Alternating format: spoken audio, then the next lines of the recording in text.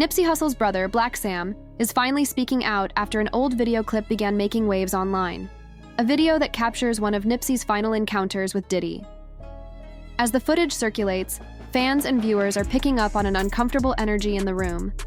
Many are pointing out that Diddy's demeanor seemed off, almost as if he viewed Nipsey as competition.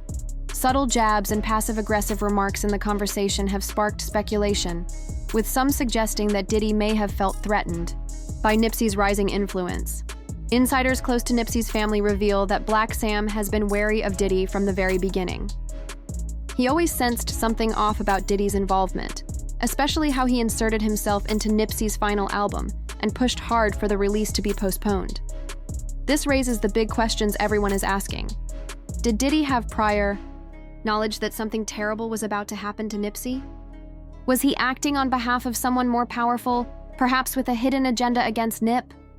And what exactly did Diddy say during that resurfaced video of their last meeting? I'm about to break down the clip in detail and share Blacc's perspective on everything. Let's dive straight into the details and the strange timing surrounding this. Nipsey says, "You say you from Prince, I'm from Rolling 60s. Diddy responds, "That's Crunch? That's the street. That's not where you from." Nip counters, "It depends who I'm talking to." A recently resurfaced video shows Nipsey Hussle and Diddy in the studio, working on music together.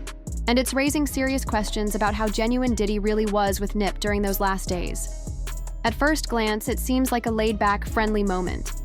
Nipsey's visibly hyped, clapping along, vibing with the energy of the music.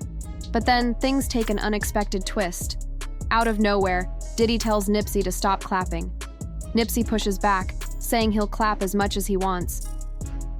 And if you look closely at Diddy's face, you see a flicker of something. His mask starts to slip. Diddy's reaction is telling. When Nipsey insists on clapping, Diddy says, "I wouldn't," but quickly flashes a smile, trying to cover up what he really feels. But the awkwardness doesn't end there. Right after Nipsey stands his ground, Diddy suddenly turns his attention to Lauren London, who's sitting nearby with Cassie, tossing out some flirty remarks. Then Nipsey signals to Lauren to clap, and she does, defying Diddy's clear disapproval. The entire moment feels tense, and you can almost cut the atmosphere with a knife. Diddy's face reveals insecurity and jealousy, like Nipsey was somehow making him feel small. That's why he pivots to Lauren, to boost his own ego while subtly disrespecting Nipsey. It's crazy how much you can read into Diddy's character from just that brief exchange. Now, speaking of Lauren London, there's been a lot of talk lately suggesting she may have been more aligned with Diddy than with Nipsey all along. See, Lauren and Diddy have a long history together. She was actually the one who connected Nipsey and Diddy in the first place. Following that introduction, Diddy stepped in as the executive producer for Nipsey's final album, Victory Lap. But here's where things get a bit strange. By the time Diddy got involved, the album was nearly complete. Nipsey himself admitted that at first he only wanted Diddy's feedback on the finished product. Yet somehow, Diddy persuaded him that more work was needed, pushing to keep the project going. It was all business, but with Diddy's influence steering the direction, the dynamics around the album's completion became a little more complicated. Just got his feedback, played it top to bottom, just wanted to see what he thought. And he was like, "It's room. I'm on these records to continue to produce," Diddy said. Now turning back to Nipsey's brother, Blacc, he has never been one to stir up drama or engage in gossip.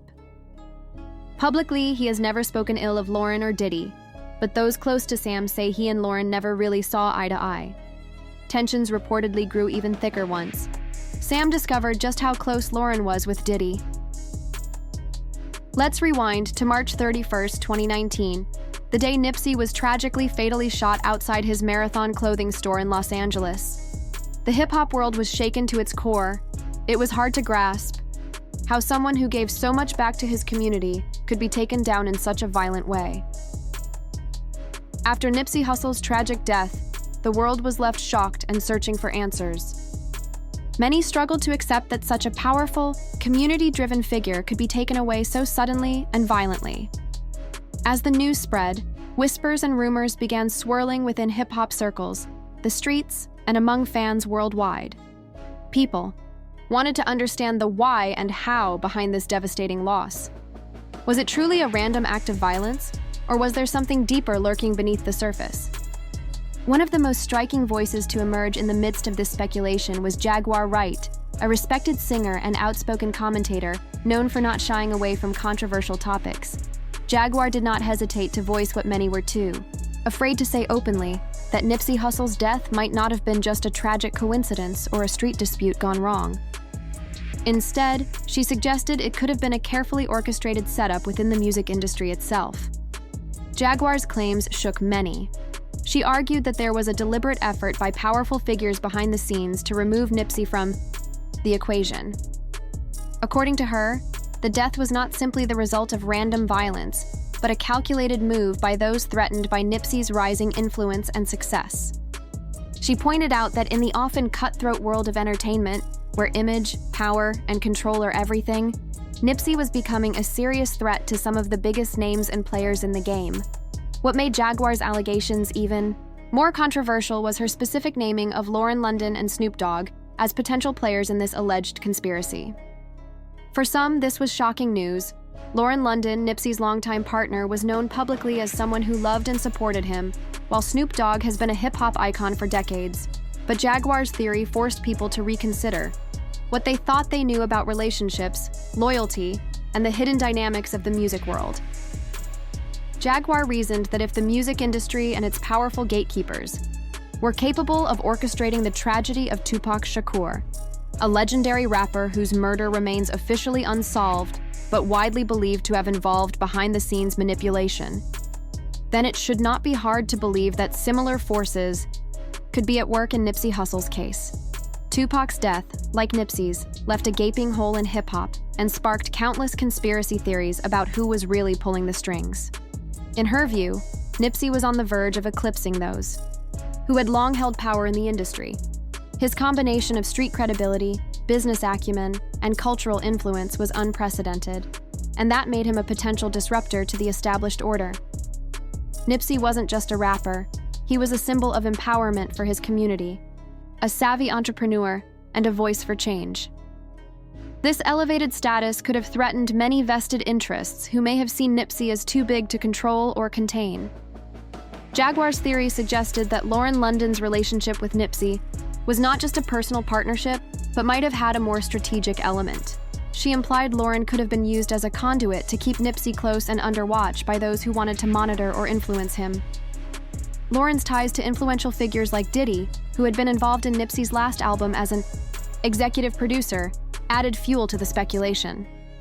People began asking whether Lauren's role was truly one of loyalty, or if it was more complicated. Was she a plant placed to keep tabs on Nipsey?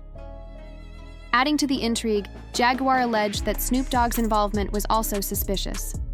Snoop and Nipsey were known to have mutual respect, but Jaguar hinted at deeper connections to powerful industry players who might have had motives to prevent Nipsey from rising any higher. The claim was that those forces, if willing to manipulate the fates of icons like Tupac, might not have hesitated to take similar action against Nipsey to protect their own interests. Many listeners and fans were left stunned by these accusations. Questions began circulating. Could the music industry, known for its glamour and flash, be hiding a darker underbelly where ruthless decisions are made to protect power and profit? Could Nipsey's promising future have posed such a threat that drastic measures were taken to cut him down? And if so, were those closest to him truly who they seemed? Of course, these theories were met with skepticism and outright denial from some corners. Critics argued that the pain of losing Nipsey had made people look for answers where none existed, and that street violence, unfortunately, remains a harsh reality for many. They cautioned against jumping to conclusions without concrete evidence, and warned that conspiracy theories could distract from honoring Nipsey's legacy. However, the persistence of these theories highlighted a broader distrust many feel toward the entertainment industry and its inner workings. For years, fans have speculated about the mysterious deaths of artists and the shadowy forces that might be at play, from the deaths of Tupac and Biggie Smalls to others whose stories seem to end too soon. Nipsey's death fit into this painful pattern, making it difficult for many not to connect the dots in the same way. What made Jaguar's theory resonate with so many was her insider status and willingness to confront uncomfortable truths. She didn't shy away from naming names or drawing attention to the potential dark side of relationships in the industry. For those who believed her, it was a call to look beyond the surface, to question the narratives fed by mainstream media, and to be vigilant about the forces that might be working to silence voices like Nipsey's.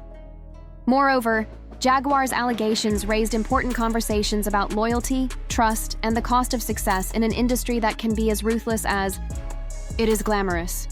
They forced fans and observers to reckon with the possibility that even those closest to stars might be caught up in complex power plays, whether knowingly or unknowingly. In the end, the truth about Nipsey Hussle's death remains officially unresolved in many ways. Investigations continue, and many details are still emerging. But what Jaguar Wright's bold claims did was open the door to a wider discussion about the hidden battles fought behind the scenes in hip-hop and beyond. Battles over control, influence, and legacy. Nipsey Hussle was more than just a rapper. He was a movement, a beacon of hope for many. The idea that his life could have been cut short, not just by violence, but potentially by a calculated industry maneuver, is a chilling thought that keeps the conversation alive. It challenges us all to think critically about who really holds power, who benefits from silence, and how the stories of those who rise too fast or too bright can sometimes end abruptly and mysteriously. Whether you believe Jaguar Wright's theory or not, it serves as a reminder to dig deeper, question the narratives, and honor Nipsey's legacy by seeking truth and justice, no matter how complex or uncomfortable that journey might be. Jaguar pointed to all the secret meetings with Diddy, Lauren's close ties to him, and the many exclusive parties Diddy threw, implying Lauren was strategically placed in Nipsey's life as part of a bigger scheme. She claimed Lauren's relationship with Nipsey wasn't rooted in love, but was designed to move him out of the way because he refused to join what's been called the Gatekeepers Club. According to Jaguar, Lauren was essentially a plant, working alongside Diddy to secure her position. Even Lauren's sister, who reportedly worked for the Honeycomb organization, was dragged into the mix. Yes, Diddy was the executive producer on Nipsey's album. But Jaguar's claims did not stop there. She also brought up Nipsey's connection to Dr. Sebi, a controversial herbalist from Honduras, known for claiming he could cure major diseases like AIDS, cancer, and diabetes through natural remedies. Dr. Sebi, whose real name was Alfredo Bowman, died in police custody in Honduras in August 2016.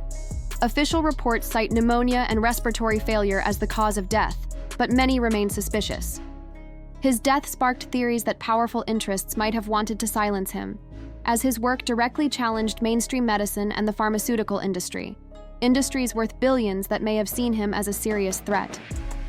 Rumors continue to swirl that these forces worked to suppress the information he shared, fearing the impact his natural cures could have on their dominance.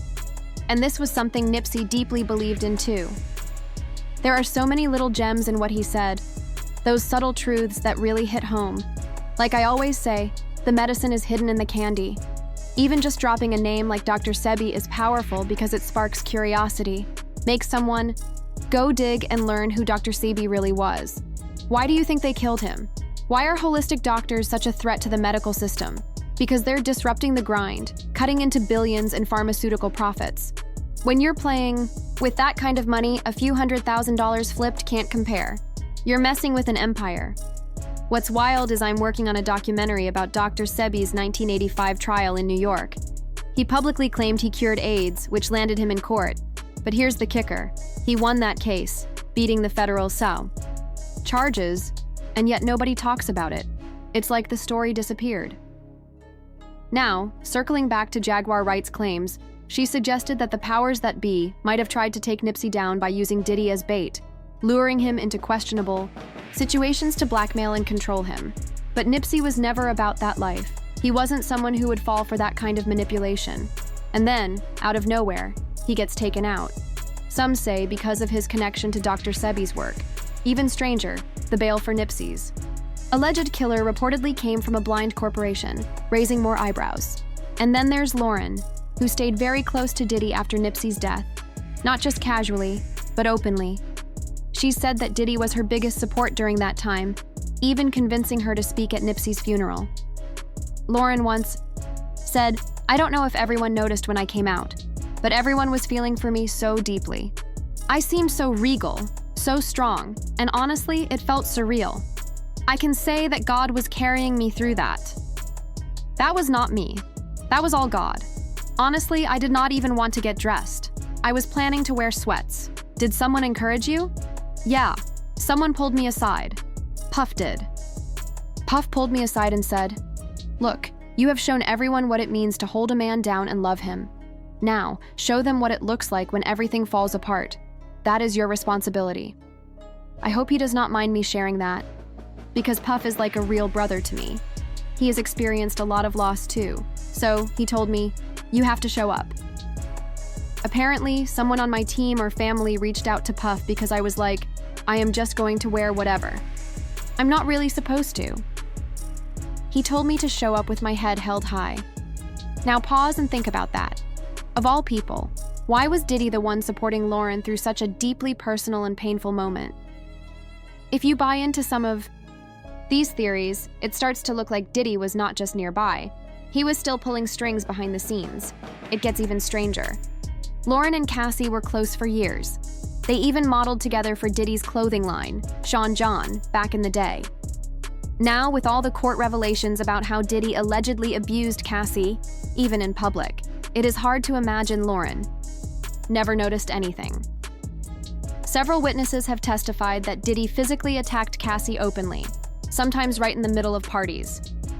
This was not some secret domestic violence situation behind closed doors. It was Diddy using his power and influence to act however he wanted in plain sight, then intimidating anyone who might speak out. So, if Lauren was really as close as it seems, how did she miss all this? What makes it even more suspicious is that Lauren has